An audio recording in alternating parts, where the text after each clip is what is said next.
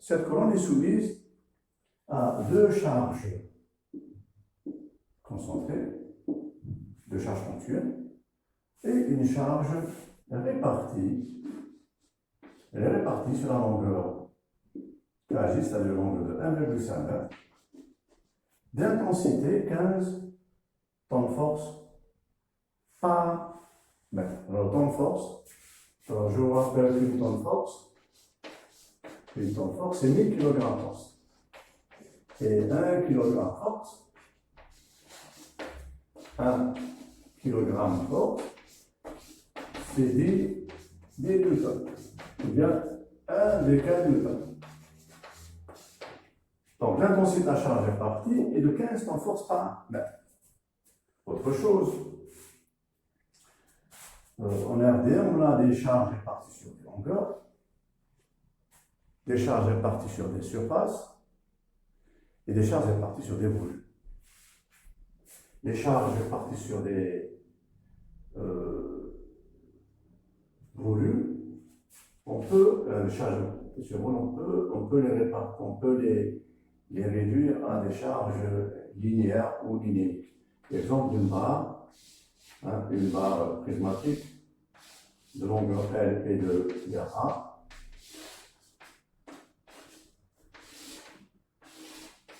A pour poids volumique. Donc ça, c'est une charge répartie sur un volume. On peut la réduire à une charge répartie sur longueur en partageant cette barre prismatique en petits prismes de même poids. De même poids.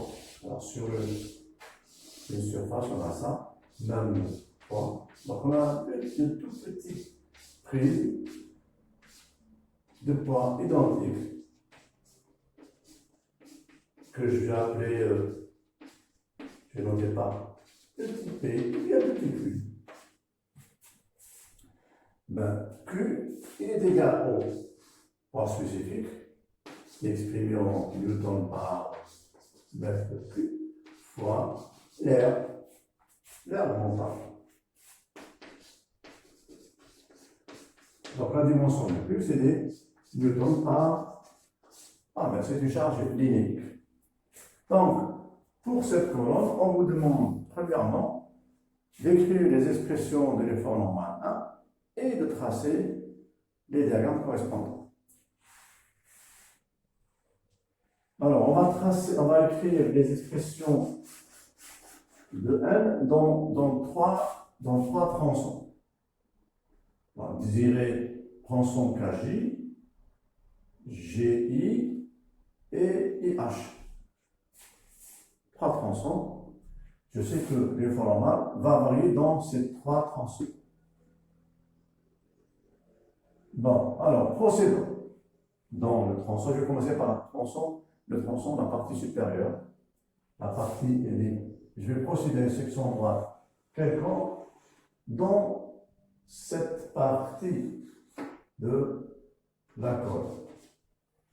Cette colonne, plutôt cette section, a partagé ma colonne en deux parties, partie supérieure et partie inférieure. Je préfère prendre la partie supérieure parce que c'est la partie la moins chargée. Sur la partie supérieure de la colonne agit uniquement une seule force, F1. Alors que si je considérais la partie inférieure, j'aurais la force F2, la résultante de la charge répartie, plus la force de réaction que je n'ai pas calculée. Donc pour éviter tout ça, je considère la partie supérieure, c'est-à-dire la partie la moins chargée. Alors soit la partie supérieure,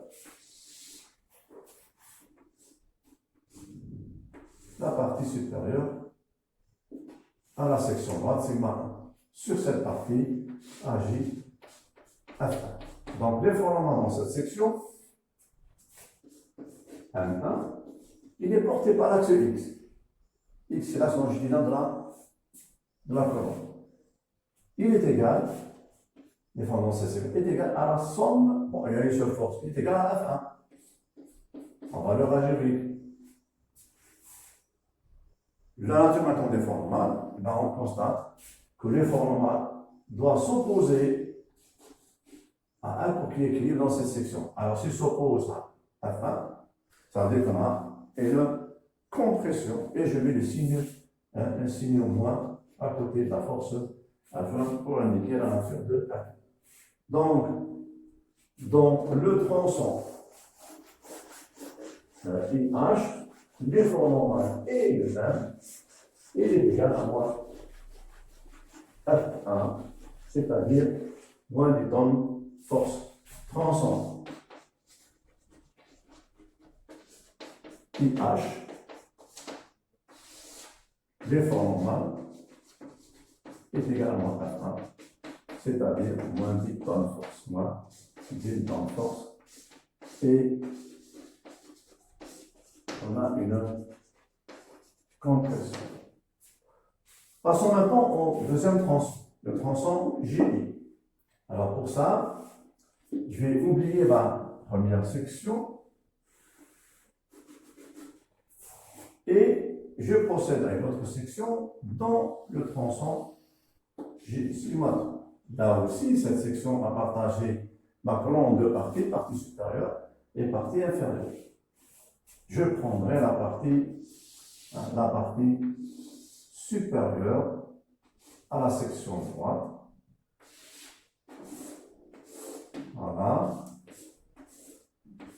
Sur cette partie, agit, sigma 2 forces, F1 en H, F2 en I.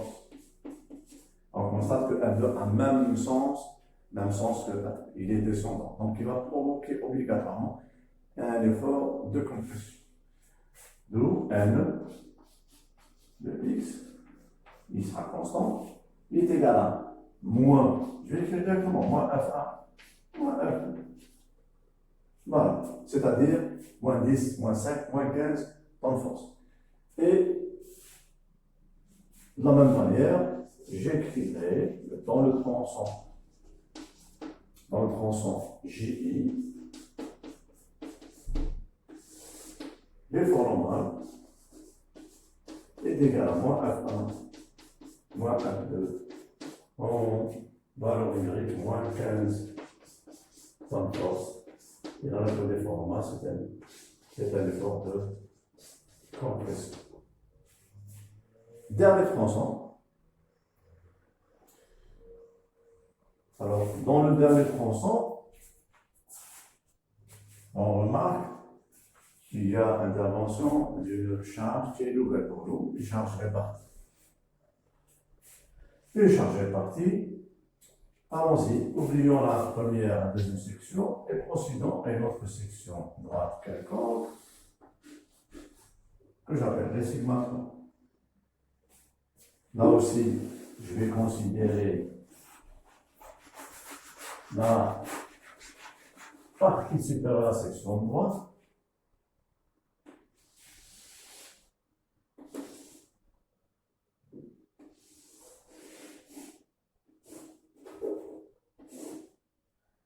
La partie supérieure de la section droite, sigma 3. Les forces qui agissent sur cette partie supérieure, on a F1, F2, et regardez, une partie, on n'a pas pris toute la charge est partie, mais une partie. Une partie.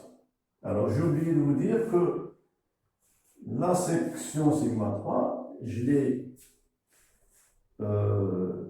considérée comme une section arbitraire. C'est-à-dire j'ai la distance qui sépare la section A, mon origine, l'origine de mon axe, c'est une distance quelconque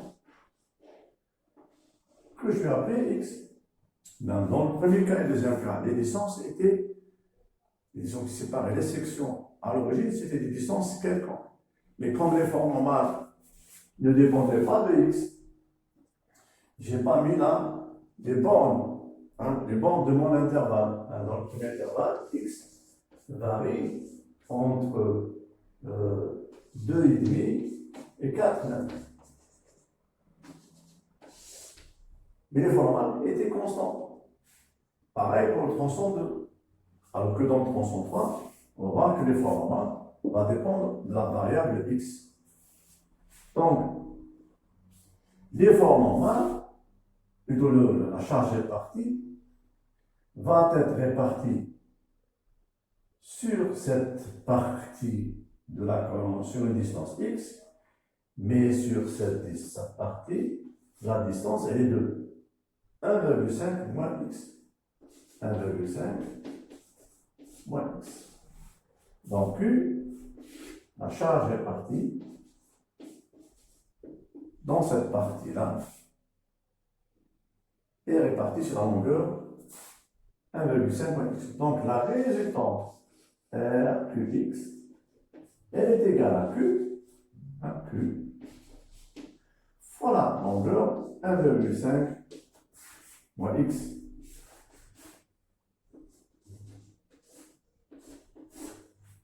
Donc ça, c'est la résultante de cette partie de la charge répartie. Et elle est ascendante. Elle n'est pas descendante comme pour le cas de F1 et F2. Donc l'effort normal dans cette section, qui sa fonction de x, sera égal à moins F1 moins F2. La version dirigée dans le sens inverse à F1 et F2. Donc je vais plus Q facteur de 1,5 moins x. Ça, c'est l'expression de l'effort normal dans le tronçon. Car j'ai bien l'expression et non pas la valeur. Donc, dans le tronçon KJ, l'effort normal dépend de x, il s'écrit moins F1 moins F2 plus Q facteur de 1,5 moins x. Là, on constate que l'expression de n est la forme d'une équation d'une droite. Alors, x varie entre 0 et 1,5. X varie entre 0 et 1,5 mètres. Alors, tout à l'heure, on va tracer le diagramme de l'effort normal. Alors, dans le troisième cas, pour tracer une droite, de l'expression de 1, on sera obligé de calculer n pour deux valeurs de n. On prendra les valeurs pour x égale à 0 et x égale à 1,5. Pour x égale à 0, j'en passe à x par x à 0, j'ai moins F1 moins F2 plus 1,5 Q. Et pour x égale à 1,5, j'ai moins F1 moins F2, c'est-à-dire moins 15 temps de force, moins 15 temps de force x égale à 1,5 comme le point au point J. Moins 15 temps de force, 1,5 × 15 temps de force. Et pour x égale à 0, on trouve alors 15, 7,5 plus 7,5 temps de force. Voilà, ça c'est les expressions de n, le long de la colonne K. Alors maintenant, on va tracer le diagramme, de n, le long de la colonne. Donc on va tracer n en fonction de x. X représente X représente la position N dans force, qu'est-ce que dans force? X représente, j'ai dit la position, X représente la position de la section droite. On va tracer trois diagrammes. 1, 2, 3 diagrammes. Dans la partie, le tronçon IJ, les formes constants égale à moins 10. C'est ça, moins 10. Constant, moins 10 temps de force. Alors, le cinéma, j'ai bien à l'intérieur du diagramme. Et dans le deuxième tronçon, c'est moins 15. Le cinéma, j'ai bien à l'intérieur du diagramme. Dans le dernier tronçon, l'effort normal décrit une droite. Pour x égale à 0, égale à 1,5, on a trouvé moins 15. Et pour x égale à 0, 0, on va trouver 7,5, plus 7,5. Alors, je joins les deux points. J'ai une partie qui est négative, d'accord, et une partie qui est positive. Donc ça représente la répartition des formes normales, des formes internes, le long de la colonne. Donc je peux avoir la valeur de l'effort normal, en n'importe quelle section à travers ce diagramme. Et F1, F2, un chargé particule sur la colonne, détermine le chargement. Deuxième question, écrire les expressions des contraintes le long de la colonne. Alors, la contrainte normale s'écrit N sur A. N étant l'effort normal et A étant l'aire de la section. Donc la contrainte dépend de N et de A. Il dépend de N et de A. Alors on constate que là où l'effort normal est différent, la section est aussi différente. 1,2 A et 1,2 A. Et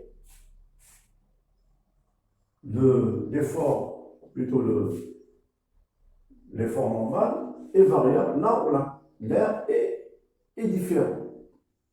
Donc, la contrainte normale sera différente dans trois tronçons, les mêmes tronçons que pour l'effort normal. Écrivons la contrainte dans le premier tronçon. La contrainte s'écrit N1 x sur A1. N1 s'écrit moins F1. Et A1, c'est 1,2 A.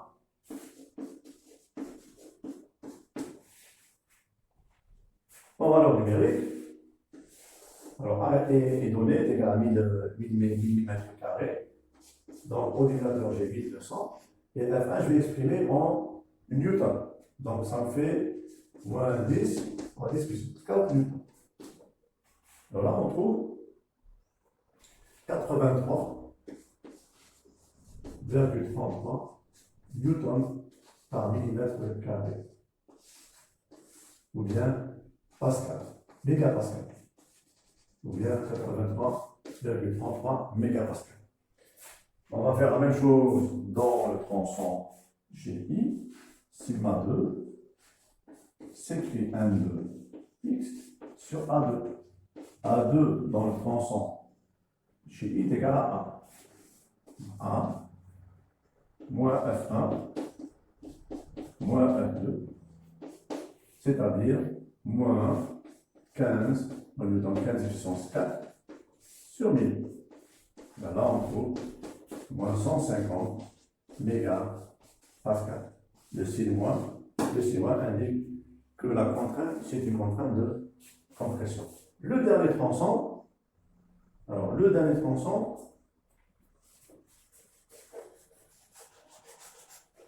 on fera pareil. Donc, la contrainte dans le dernier tronçon s'écrit sigma 3 s'écrit N3 xdx sur, alors l'air c'est 1,2 A. Donc on écrit toute cette expression, moins F1 moins F2 plus Q facteur de 1,5 moins X, le tout sur 1,2. Donc la contrainte dans le diamètre tronçon est variable. Elle décrit une droite. Elle décrit, comme les pronoms, elle décrit une droite. Donc on calcule la contrainte. On calcule la contrainte pour x égale à 0 et x égale à 1,5. Donc la contrainte pour x égale à 0. X égale à 0, on rationnel x par 0. Qu'est-ce que j'obtiens? J'obtiens moins F1 moins F2 plus 1,5Q sur 1,2 A. Alors là, on trouve 62,5. On passe à l'expression numérique, 62,5 mégapascal. Et pour x égale à 1,5, sigma 3 s'écrit moins F1 moins F2 sur 1,2 A. C'est-à-dire 125 moins 125 mégapascal.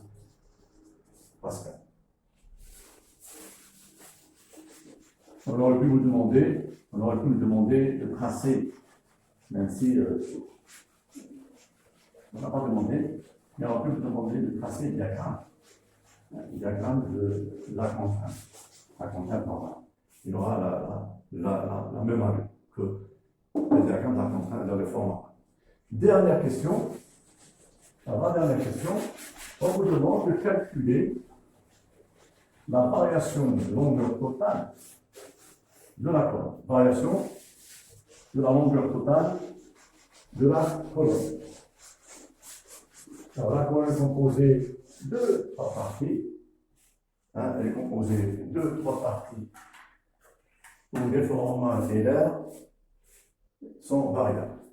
Alors, je vous rappelle que la variation de longueur, delta S s'écrit N, L sur E, A. Donc, la variation de longueur dépend de l'effort normal, dépend du matériau et dépend aussi de l'air. Alors, dans cet exercice, on vous a donné une seule valeur de. Donc, on a un même matériau. Donc, ce qui est variable, c'est ce rapport-là. Et ce rapport-là, n'est autre que la contrainte. Ce n'est autre que la contrainte. Donc, la variation de longueur totale, puisque la contrainte varie dans 3 tronçons, va s'écrire delta 1, delta 2, plus delta 3. Donc, variation de longueur dans tronçon 1, tronçon 2, tronçon 3. Calculons ça différemment. Alors, delta 1 s'écrit N1, L1 sur E, A1. Alors, L1, plutôt N1, c'est moins F1.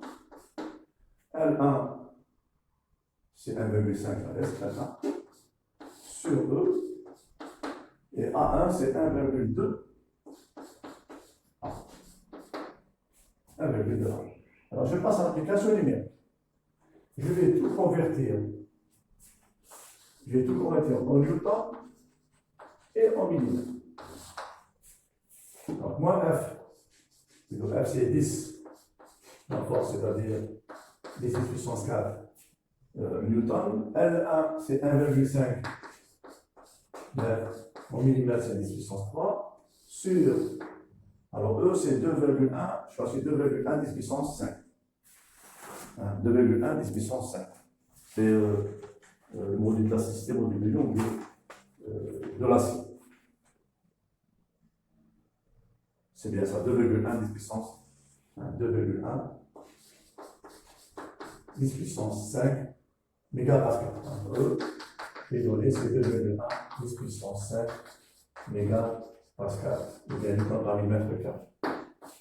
Fois 12 000. Alors là, on trouve moins 0,599, parce que moins 0,595. Delta F1, moins 0,595 millimètres. La deuxième variation de longueur, delta L2, c'est pareil, L2X, L2, E, A2. Alors N2 c'est moins F1 moins F2, L2 sur E, alors A2 c'est A. Donc ça me fait moins 15 10 puissance 4 newton. La longueur c'est 1,5 10 puissance 3, 2,1 10 puissance 5 pour 1000. Alors delta 2. Bon, delta 2 est égal à 0 moins 0, 714 mm.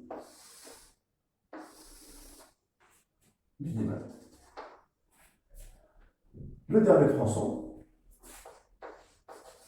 alors delta 3, c'est là où la contrainte de déformement varie en fonction des x. Et bien là, on ne peut pas écrire cette formule-là. Alors delta L3, c'est N3 dx intégral, nous sommes infini, intégral dx sur modulo et 1,2. Ça, c'est l'expression de la variation de longueur dans le tronçon JK.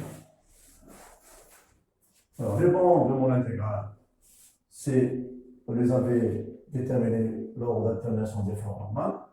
Ils varient entre 0 et 1,5. Alors, j'écris l'expression de n intégrale de moins f1 moins f2 plus q facteur de 1,5 moins x dx sur EA et x varie entre 0 et 1,5. Alors je fais sortir la constante 1 sur EA et je développe. Alors ça me fait moins F1 moins F2 moins 1,5 Q, alors plus moins QX dx.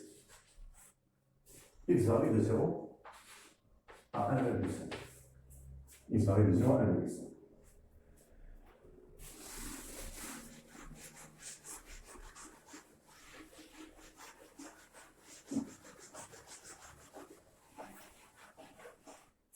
Alors, delta 3, on va s'écrire 1 sur E1 intégrale. Alors, j'ai moins F1 moins F2 plus 1,5, 7,5 moins 15 x dx 0 1,5. Alors j'intègre.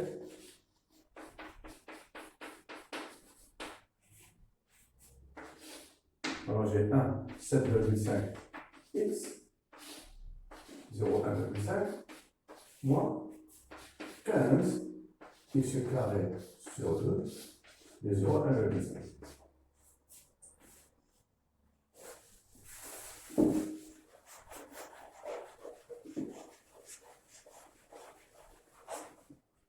Ça fait 1 sur 1,